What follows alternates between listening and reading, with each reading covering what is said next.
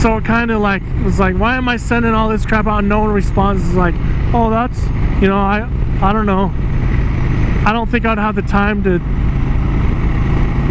just get to people and the comments, you know, and have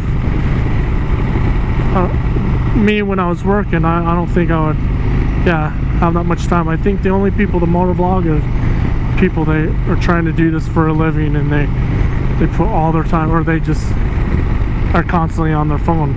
Even if they have a job, that they could just sit and be on their phone and hurry and send a comment back to someone if they say something along their video. I don't know. That's what I don't like. The part of it, YouTube, that kind of would bother me. So this is the area where you'd pick up. It's kind of cool up here too. Wow. So I have all my leathers on. I try to always wear. Now when it's cooler, yeah, it helps with the weather. I rode a few times with just like a ball cap, you know. I try not to go far. I just ride around the city or stay off the freeway. I don't like to ride with no gear. I like to have all my gear on just for protection, you know, because it's nutty, man, to think about it. But there's those people that just are like, if I wreck, I'm dead anyways. Oh, who cares? I'm not going to go without a helmet. I've always just tried to want to wear the helmet. So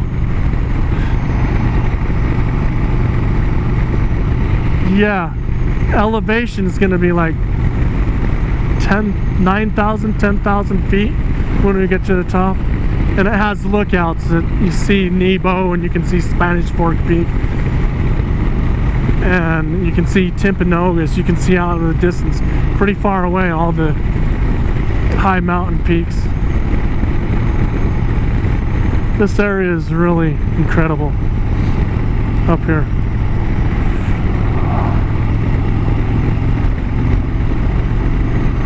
And I think they drive up here big rigs all through they come up these canyons. There's the local drivers that haul the coal,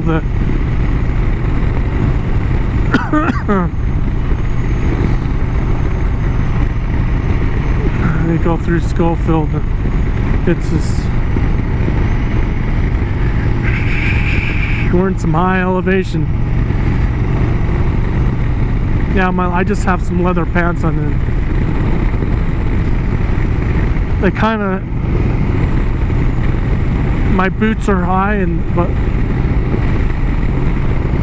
they creep up, and then like my skin, there's a little bit peeking out, and it's getting cold.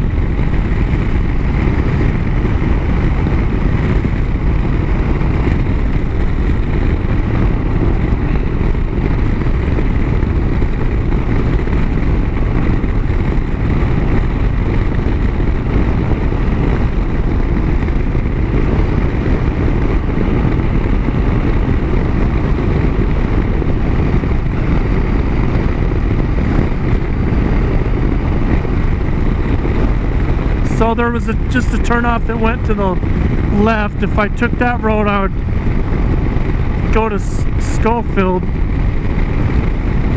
It's a lake, small town. I have relatives buried in the cemetery. My grandma and grandpa, my family's pretty much raised in the area, that area, and just down below. If you go down, keep going on 6 when I was heading up the canyon, get back on 6 and you go down into Price, the Helper. There was a small little town before Helper where my mother was born. And then, so my dad was born in Watuila, that's west of here, out by the Great Salt Lake, or was it Stockton? It's south of Tooele a little ways. So, and then later on in life they end up moving to California, and that's where our whole family was born. And then I was raised in Spanish Fork, where I got onto Highway 6 to come up the canyon. That was just close to where I live. So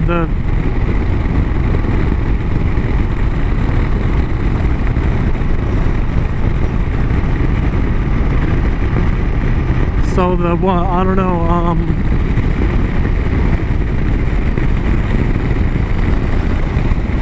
yeah, that area over there, there's a certain spot that is just, it's by this other little lake that the trees, it's, I don't know, I like it. It's a favorite spot. It's like a picture, like just to look at how the mountain is and the trees are on the mountain that's down that way. It's just an area when I look at it. Someone got a big elk.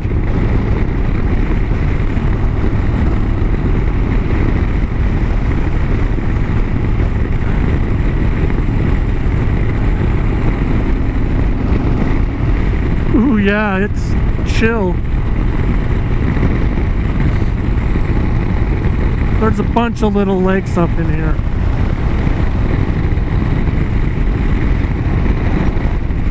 And I don't know all their names.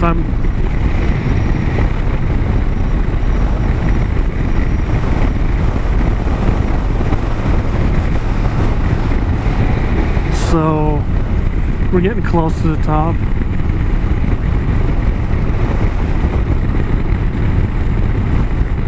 I think it's just a bow hunt.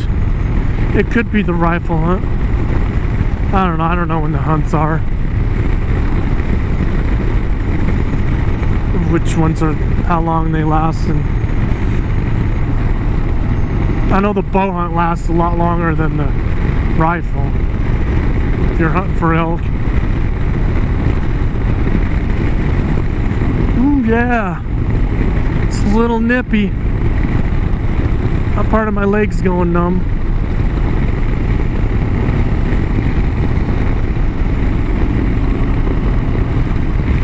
I was just up here less than a week ago. Hung out for a little while. I went up Highway 6 and then cut off to go to Scoville, and then I come up that way, and then I ended up coming down this way and hanging out at one of these lakes.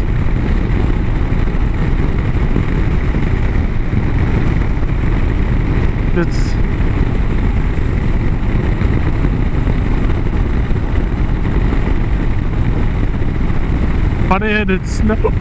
Oh, it had snowed not too long ago. I was up here right after it had snowed, like a couple days before, and there's still snow up in here. There might still be some patches of snow. Yeah, you can see them off in the trees. Some patchy right there on that side of the hill. If you're picking it up. Pro. Go. Pro. So this right here is a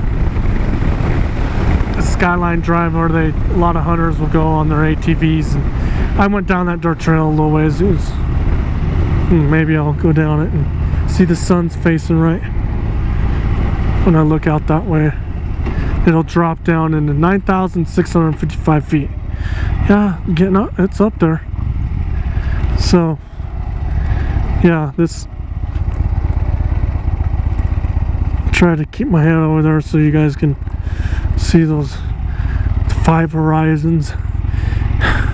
Look out and see 5 horizons. Yeah.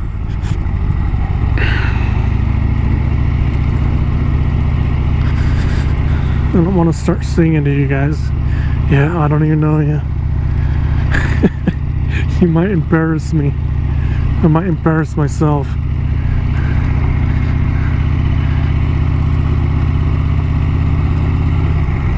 I'll just go down this dirt road a little ways.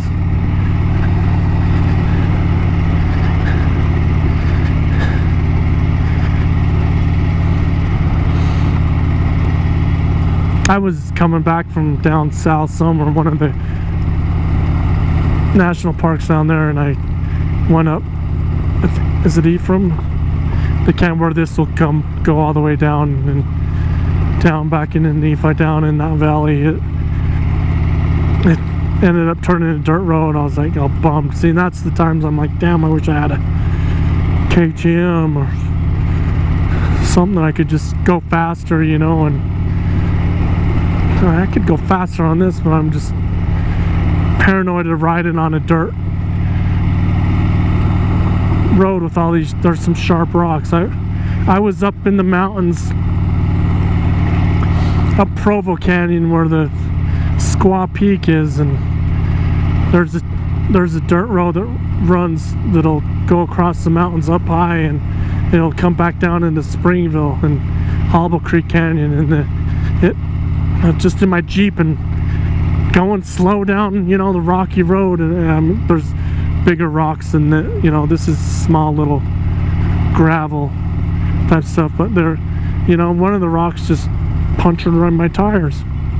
A good size, you know, 3-inch size rock that I just drove over the top of it, and it just ended up being too sharp, and it popped my tire. And freaking changed my tire on the top of the mountain, and had to buy a brand new tire because it was, you know, on the sidewall. I guess, yeah, when you pop your tire and it's on the side, they can't patch it, you know. Yeah, see, there's, I think it snowed again, or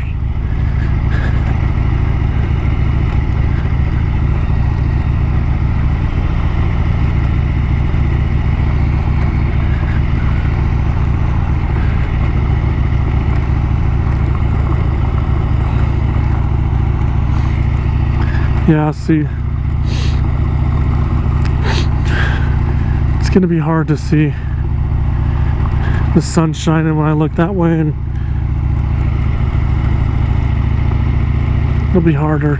It's quite a ways out there to see the good view. I'm just gonna turn around right here.